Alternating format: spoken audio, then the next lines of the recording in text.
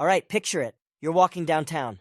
You're on your phone, minding your business, probably Googling whether you actually need to buy more almonds because you can't remember if you finished the last bag. You look up, and there it is, a courthouse. But not just any courthouse. This courthouse looks like Zeus got divorced, binge-watched HGTV, and decided, fine, I'll just design my own place and the kids are gonna love it.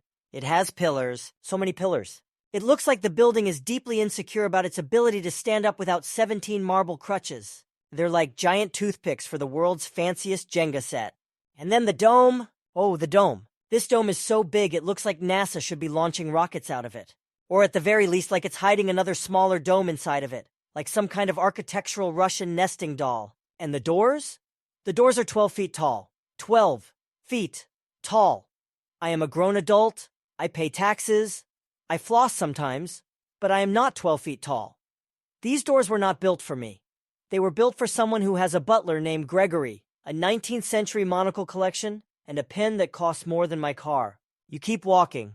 The post office is a palace. The bank is basically a temple where you can also get a checking account with a $15 monthly fee.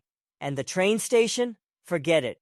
It looks like it was designed for intergalactic diplomats arriving for a summit, not for Dave, who is currently eating the saddest tuna sandwich known to mankind on the platform. And then it's 2 a.m. and you can't sleep, and you type, "Why old bank so fancy?" into YouTube. Congratulations, you've just booked yourself a one-way non-refundable ticket to Tartaria. This is not just architecture anymore. No. This is allegedly the last remnant of a lost global super empire. A secret civilization of giants with free electricity who were all wiped out by, and please stay with me here, mud. Not meteors, not aliens, not even a cool, cinematic nuclear war. No. Mud. Beige, gloopy, uninteresting sludge. The apocalypse nobody asked for. The apocalypse that feels like someone spilled soup on history. This is the Tartarian Empire myth. And if you believe it, our ancestors weren't architects with blueprints and hammers. They were squatters. They just showed up one day, looked at these ready-made palaces and thought, cool. Guess I live here now. Part 1. A funny thing happened on the way to the map store. Before Tartaria became YouTube's favorite lost empire, it was just a word on a map, and not even a good word. Tartary sounds like something you scrape off your teeth, or maybe a dipping sauce you deeply regret ordering at Long John Silver's. For centuries, European cartographers had one job: make maps of Asia without the key ingredient of ever actually going to Asia. So what do you do when there's a giant blank spot and your boss is like, finish it by Friday? You wing it. You fill it in. It's the geographic equivalent of padding your essay with random quotes from Wikipedia at 2 a.m. You just start typing, "Here be dragons. Some guys on horses live here." Or, if you're really lazy and lunch is calling, you slap Tartary across half the continent in giant confident letters. Done. Nailed it. Time for beer. This wasn't the name of an empire. It was basically the lorem ipsum of geography. A cartographic shrug. A giant shrug emoticon plastered across Asia. Sometimes mapmakers got fancy and doodled camels or little men in fur hats just to spice it up. International guesswork disguised as art. And then, shocking plot twist, actual explorers went there. They came back like, hey guys? Turns out it's not one big country called Tartary. It's like Siberia, Mongolia, Turkestan, and about 87 other places you didn't bother labeling. Also, that camel you drew? Not accurate. And so the word faded. By the 19th century, Tartary got stuffed in history's junk drawer with "Here be dragons" and phrenology. But the internet cannot leave junk drawers alone. In the 1990s, Russian pseudo-historians pulled Tartary out, slapped on some nationalist glitter, and said, "Behold, Great Tartaria, the greatest empire the world has ever known, cruelly erased by evil Western conspiracies." Enter Nikolai Levashov, occultist, writer, and man with clearly too much free time. He insisted Russia was once the center of a glorious utopia before evil controllers ruined everything. A very convenient myth if your country just fell apart and you need a self-esteem boost. Fast forward to YouTube. The nationalism gets lost in translation, and suddenly people in Ohio are staring at 12-foot doors like, yeah, that tracks. Giants built this. And YouTube's algorithm? Oh, it loves this stuff more than life itself. You watch one video about mud flood evidence, and the algorithm is like a golden retriever on Red Bull. Oh, you like that? Okay. What if I gave you 400 hours of domes, spires, star forts, and a robot voice reading PowerPoint slides like it's holding me hostage? You start at level 1, just noticing some basements have windows. By level 10, you're convinced star forts were wireless charging stations. By level 70, you're the Grand Archon of Tartaria, explaining to your cat that the baby incubators at the 1901 World's Fair were actually cloning machines. Part 2, 4 big things you gotta swallow like cold soup. The Tartaria theory is sprawling, sticky, and way too big for the plate, but it boils down to 4 big ideas. Here they are. 1. All the old buildings came from the same cosmic IKEA. Believers look at 19th century architecture and go, so you're telling me that Ohio, Argentina, and Australia all independently built marble domes, giant columns, and ceilings so high you could fit a giraffe on a pogo stick? At the same time? Nah, this is one empire. This is Tartaria, the extended universe. And of course, the 12-foot doors. If you're 8'6" and trying to cash a check in 1890, finally a door for you. For the rest of us, it's just a daily reminder of our T-Rex arms. Historians see something else, revivalism. The 19th century was one giant global cosplay party.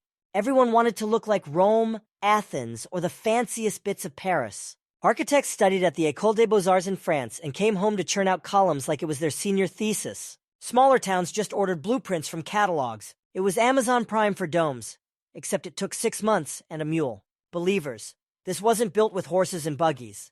Historians, no, it was built with trains, steel frames, and French homework. 2. The pointy bits on the roof were free energy chargers. Look up at any old building and you'll see spires, domes, little rods sticking out. Believers, this is free electricity. It's Nikola Tesla's diary brought to life. Unlimited cosmic juice straight from the ether. Reality. Lightning rods. Invented by Benjamin Franklin because Philadelphia was tired of spontaneously combusting. Their entire job is to get zapped and whisper, "Not today, Satan." Believers, that dome is a cosmic capacitor storing atmospheric energy. Electricians, please stop trying to charge your iPhone with a courthouse. 3. The Great Mud Flood. Nature's beige blanket. Where did this empire go? Mud. A global mud flood. From the studio that brought you nothing comes a new Netflix original. They built an empire that touched the sky, but they never saw what was coming. From below, Mud, the miniseries. Things are about to get dirty, starring Dave Franco as man who trips in the mud. Believers point to half-buried windows. Behold, cataclysm! Poor Dave and his tuna sandwich, gone. Just another victim of the beige goo. Reality, urban growth. Cities are lasagnas built in layers. But believers love the drama. 4. The orphan bomb. The pièce de résistance. After the mud allegedly killed the giants, controllers had a problem. Empty cities. Solution? Orphans. Yes, orphans. They point to the very real orphan train movement and say, aha, global repopulation scheme. So in this theory, Victorian bureaucrats rebooted humanity with toddlers.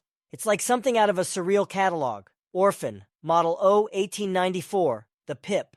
Comes with tiny boots, 1-1, soot smudge, optional, and a look of vague disappointment. Assembly required. Allen key included. Optional trauma pack, sold separately. It's basically Pokemon cards, but with traumatized children. I'll trade you 2 Irish boys for a rare German girl gotta catch all 250,000. Historians, it was a flawed, tragic social experiment. Believers, pretty sure it was the Matrix Daycare Edition. Part 3. Reality check, now with more paperwork. The truth is less lost golden age and more zoning board meeting minutes from 1883. You think an empire was lost? No, it was just Carl in 1883 arguing for 3 hours about sewer pipe diameter until everyone else agreed just to make him stop. There is no apocalypse. Only men in hats arguing about infrastructure until someone passes out from boredom. Architecture? Global style trends. Those giant doors weren't for giants. They were intimidation architecture. You walk into court and think, oh, right, the state is huge. I am small. Guess I'll pay that parking ticket. World's fairs? They weren't ancient cities.